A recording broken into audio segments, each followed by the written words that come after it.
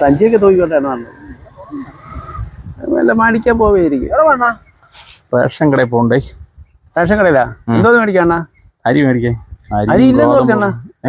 അരി ഇല്ലെന്ന് ആര് പറഞ്ഞു? അതെ രാജേഷ് പറഞ്ഞു. അരി ഇല്ലെന്ന്.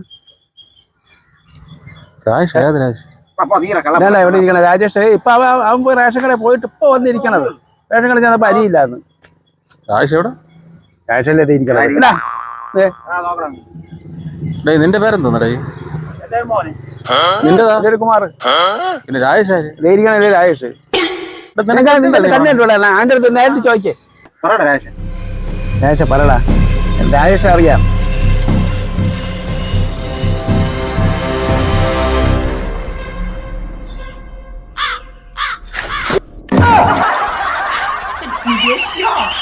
നിനക്കൊന്നും വേറെ ഒരു പണിയില്ലടാ.